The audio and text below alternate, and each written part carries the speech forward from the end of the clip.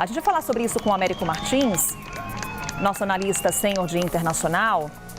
Américo, e é um pouco o que eu colocava, uma análise da CNN Internacional com relação a essa recepção que Julian Assange terá na Austrália.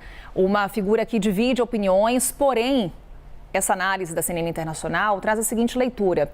Pesquisa realizada na Austrália mostra que 70% dos entrevistados queriam a liberdade de Julian Assange. Porque consideram que foi uma situação exagerada por parte do ex-presidente dos Estados Unidos, Donald Trump.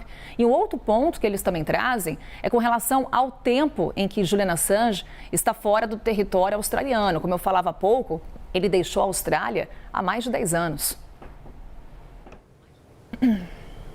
Olá, muito bom dia, Carol. Bom dia a todos que nos acompanham. Só nessa questão da prisão e do exílio ali que ele teve dentro da Embaixada do Equador em Londres, foram 12 anos. Então, 12 anos em que ele estava rompido aí, vamos dizer, não só com a Austrália, mas com a sociedade de maneira geral. Ele, como você muito bem lembrou, Carol, sempre vai ser uma figura muito controversa e muito divisiva. Vai sempre haver um grupo de pessoas que o odeia, especialmente nos Estados Unidos, porque o Wikileaks divulgou mais de 500 mil documentos mostrando ações, algumas ilegais, do governo americano e dos militares americanos no Afeganistão e também no Iraque, durante essas duas guerras com as invasões dos americanos. É por isso que ele foi processado, porque, obviamente, o governo americano considerou que ele estava ali divulgando informações classificadas, informações confidenciais, e isso é um crime pela lei dos Estados Unidos. Foi por isso que ele acabou, primeiro, pedindo asilo na Embaixada do Equador em Londres, ficou lá 7 anos. Quando mudou o governo equatoriano, ele foi preso, ele acabou esse asilo que a embaixada dava a ele, ele foi liberado para as autoridades britânicas e ficou preso por 5 anos numa prisão de segurança máxima. Então tem gente que sempre vai odiá-lo, mas tem outros que sempre vão encontrar no Assange um defensor da liberdade de expressão, da liberdade de imprensa e uma pessoa que tinha divulgado esses dados, embora confidenciais, embora secretos, para um bem maior, o bem público. Estava mostrando por que o governo americano queria esses documentos como documentos secretos. Então ele sempre vai ser muito ardorosamente defendido por esse grupo. E, obviamente, você acabou de descrever as cenas aí, inclusive emocionantes, da família dele, que num determinado momento achou que ele jamais voltaria para casa. Os Estados Unidos fizeram 18 acusações específicas contra ele e uma o governo americano não abriu mão. Foi essa que ele teve que admitir culpa, vai para sempre estar fichado como um condenado, embora agora ele esteja na prisão. O acordo foi, vamos trocar o tempo que ele já ficou na prisão por essa admissão de culpa, e essa acusação era sobre espionagem, uma lei de 1917 dos Estados Unidos, em que eles estão enquadrando o Assange como um espião, uma pessoa que adotou meios de espionagem para divulgar aqueles documentos. E isso tem uma implicação muito forte, Carol, porque a imprensa em vários lugares, o The Guardian escreveu um editorial sobre isso, um dos principais jornais britânicos, que publicou muitos desses documentos vazados pelo Wikileaks. Eles lembram que isso pode ser uma ameaça à imprensa, porque, obviamente, vai poder ser usado em casos futuros em jornalismo investigativo. Então, essa questão foi resolvida do ponto de vista pessoal e familiar para o Assange, mas não foi resolvida do ponto de vista de como as pessoas enxergam isso e a posição que elas vão ter sempre com relação a ele. Inclusive, Américo, a esposa do Julian Assange, ela chegou a mencionar uma possibilidade de que o Julian Assange possa pedir perdão presidencial a Joe Biden. Esse seria um gesto muito mais simbólico do que uma medida com efeito prático, Américo?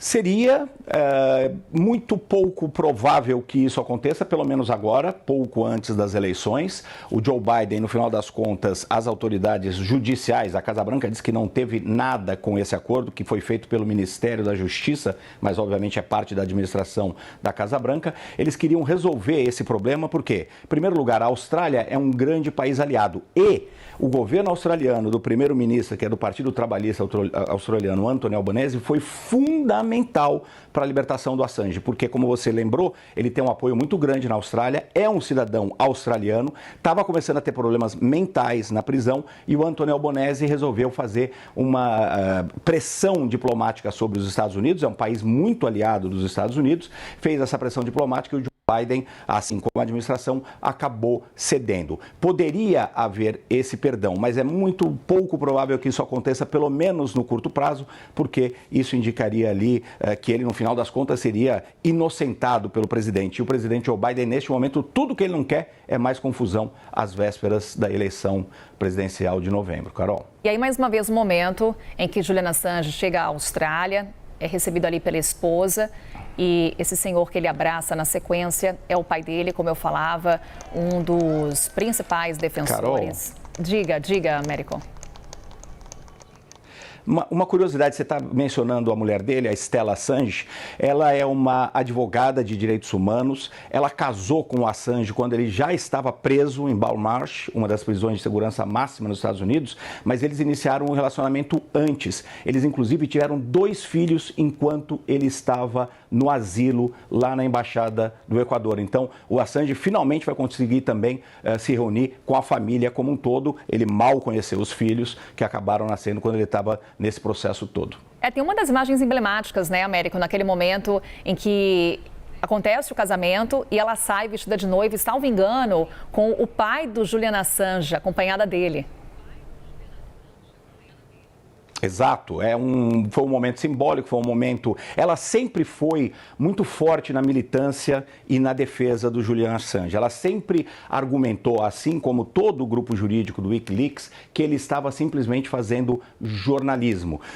Ele conseguiu, como qualquer jornalista investigativo, conseguiu provas do que os Estados Unidos estavam fazendo, de algumas ações que, como eu disse, eram irregulares, para dizer o mínimo, porque mesmo na guerra você tem, obviamente, normas e leis que regem a guerra, e ele acabou passando esses documentos para frente. Obviamente, as autoridades americanas, especialmente do Serviço de Inteligência, resolveram reagir, porque, do ponto de vista deles, ao você revelar esses documentos da forma como eles foram revelados, porque basicamente esses documentos foram abertos na internet para todo mundo, eles abriram muitos dados confidenciais de espiões americanos, de agentes do serviço secreto, de militares americanos. Então, o argumento dos militares e do serviço secreto americano é que eles sempre precisam trabalhar para proteger a identidade e os seus funcionários, a sua equipe. Foi isso que pegou mais do que tudo. E, obviamente, eles consideraram isso uma séria ameaça à segurança nacional dos Estados Unidos. Foi ali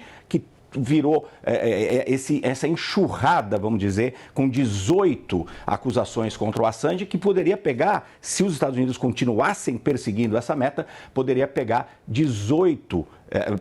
com esses 18 processos, poderia pegar até a prisão perpétua. E ele temia pessoalmente, por isso o abalo mental dele, inclusive, que ele fosse eventualmente condenado à morte, porque alguns dos crimes que foram imputados a ele tinham possivelmente essa sentença de morte. Então, era um caso bastante dramático e, de novo, bastante emblemático dessa questão do que é o direito de informar e o que é a tentativa do governo americano de tentar suprimir parte dessas informações serem divulgadas.